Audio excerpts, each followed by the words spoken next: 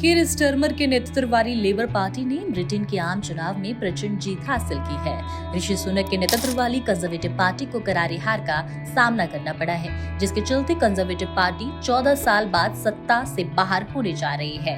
आपको बता दें, ब्रिटेन के आम चुनाव में अर्थव्यवस्था सबसे बड़ा मुद्दा थी। यही वजह है कि कंजर्वेटिव पार्टी ने आखिरी समय पर दांव खेलते हुए मतदाताओं को डराने की कोशिश की। लेबर पार्टी सत्ता में आई तो वे टैक्स बढ़ा देगी। हालांकि जनता ने इस पर विश्वास नहीं किया और लेबर पार्टी को भरपूर समर्थन दिया। कीर स्टारमर के नेतृत्व में लेबर पार्टी ने चुनाव में शानदार प्रदर्शन करते हुए एक तरफा जीत हासिल की है। पार्टी अब तक 398 सीटों पर जीत दर्ज कर चुकी है। वहीं पिछली बार 300 से ज्यादा सीटें जीतने वाली कंजर्वेटिव पार्टी सिर्फ 81 सीट पर सिमट गई है। हार के बाद ऋषि सुनक ने कहा कि मैं माफी मांगता हूं और इस हार की जिम्मेदारी लेता हूं। ऋषि सुनक ने कहा कि लेबर पार्टी ने इस चुनाव में जीत हासिल की है और मैंने कीर स्टारमर को फोन कर उनकी जीत पर बधाई दी।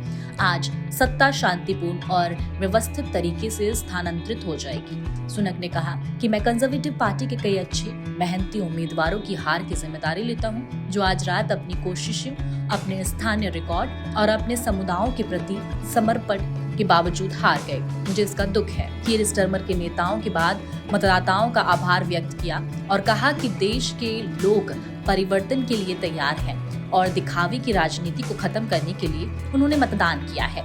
61 वर्षीय स्टारमर ने कहा कि चाहे लोगों ने उन्हें वोट दिया हो या नहीं, मैं इस निर्वाचन क्षेत्र के हर व्यक्ति की सेवा करूंगा। मैं आपके लिए बोलूंगा, आपके साथ दूंगा, हर दिन आपकी लड़ाई लड़ूंगा। अब समय आ गया है कि हम अपना काम करें। ब्रिटेन के आम चुनाव में जो मुद्दा सबसे ज्यादा चर्चा में रहे, उनमें से अर्थव्यवस्था, स्वास्थ्य सेवाएं, अवैध प्रवासी मुद्दा, आवास, पर्यावरण, अपराध, शिक्षा, टैक्स, ये मुद्दे प्रमुख मुद्दे रहे हैं। So what do you think? Who's gonna come this time? I think if the current political trends are anything to go about, and if they continue till the end of the polling day, I think Labour should come back with a resounding victory. Conservatives should lose. There are some reasons for that as well. There's been a mess. You see, successfully they have changed so many prime ministers, and services are in a mess, NHS is in a mess, and the other things are in a mess. So I personally believe that Labour should come back with a victory, to the power. It's been 14 years Conservative is in power, Yeah. so we will not see Rishi Sunak as the new Prime Minister this time. Unfortunately, because I have my sympathy with Mr. Sunak. He is a good Prime Minister. Unfortunately, if Conservatives lose, which sounds sure, it's not because of him. It's because of the mess led by the others. Because he's a very good Prime Minister. He didn't have enough time as well. Because when he came as a Prime Minister, it was only I think a year or something left for the next elections as well. So I would personally love to see him as a Prime Minister. But because I think for the time being he's in a wrong political party. Because people are tired of 14 years of rule. You see people won't change as well. And I think this time it's been said that Conservatives might lose the seats that they haven't lost since I think 1882. So Rishi Sunak, I would love to see Prime Minister. What's your name? Vrunda. Vrinda, so what do you think who's coming this time? Labour. I'm definitely sure if Labour came, it support us, and I vote them only. So do you support Conservative or Labour? Because Rishi Sunak is the man of colour and everybody knows Yeah, that he's a nice individual. person. He's nice person. Yeah. So do you think Rishi Sunak should come this time? Or Yeah, definitely. you support Conservative? Yeah. But it's a Labour wave, so Labour will come in. Yeah. Okay. Basically, I support both, but yeah, definitely Labour is beneficial for us. So I'm. Why for do you that. think that Labour is? You know, Labour will give you more benefits. I saw the history in this area. Yeah. Continuously, Labour will win. Yeah. So in this time, hopefully, Labour will be here. Okay. Thank you so much. See.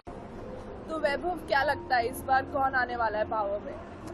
इस बार 2024 general election में यहाँ पे UK में देख जाए तो यहाँ पे लेबर पार्टी से है बेरी ग्रैंडियर जो है यहाँ बेरी गार्डनर जो वो है यहाँ पे वो वेम्बली के हैं, यहाँ पे ब्रेंट वेस्ट के कैंडिडेट हैं। ब्रेंट वेस्ट के कैंडिडेट है लिबरल पार्टी से।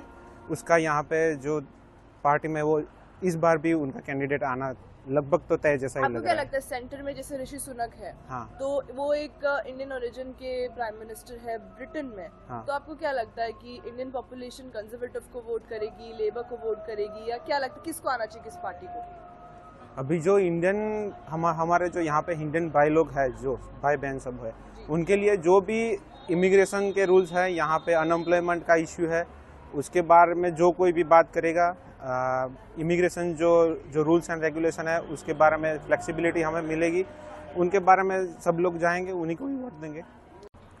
So what do you think, who's gonna win this time? Labour for sure. So we're not gonna see Rishi Sunak this time? No, definitely not. So how? Just with his things that he's put forward, like the army thing of the new generation, definitely not going to work out for him. So why do you think that Labour will come this time? It was just meant to be. I think it was just meant to be to this time around. Oh, thank you.